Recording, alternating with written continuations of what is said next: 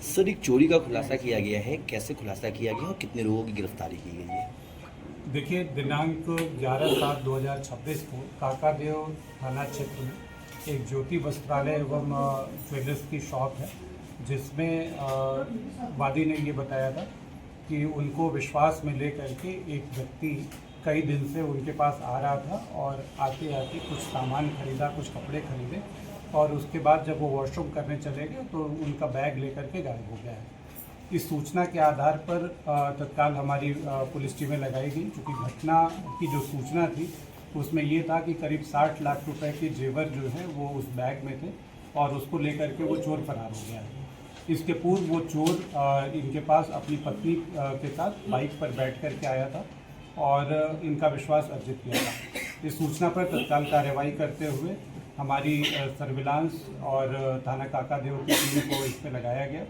इन टीमों ने लगातार प्रयास किया, चूँकि घटना अज्ञात में थी और ये आशंका थी कि जैसे जैसे समय व्यतीत होता जाएगा ये सारे जेवरात जो हैं वो बेच करके और इसकी को नष्ट कर दिया जाएगा। तो लगातार प्रयास किया गया और कई राज्यों में गुड़गांव, हरियाणा, मानेसर के साथ साथ सोनीपत आदि में तथा दिल्ली, नोएडा आदि में ये घूमता रहा और इसके पीछे पीछे हमारी पुलिस टीमें लगातार लगी रही। लेकिन इसने लगातार टेक्निकल एविडेंसेस के बारे में इसको जानकारी थी, चूँकि इसकी लंबी क्रिमिनल हिस्ट्री थी, उससे धता बताते हुए ये लगातार भागता रहा।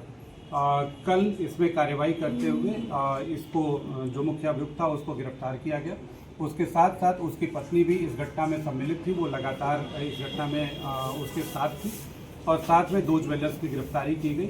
इस तरह से कुल 4 लोगों की गिरफ्तारी की गई है और इनके कब्जे से करीब 60 लाख रुपए के जेवरात जो चोरी गए थे उनकी बरामदगी की गई है। इसके साथ साथ 2 लाख रुपए कैश की बरामदगी की गई है। जिस बुलेट मोटरसाइकिल से ये आया था उस बुलेट मोटरसाइकिल की बरामदगी की गई है।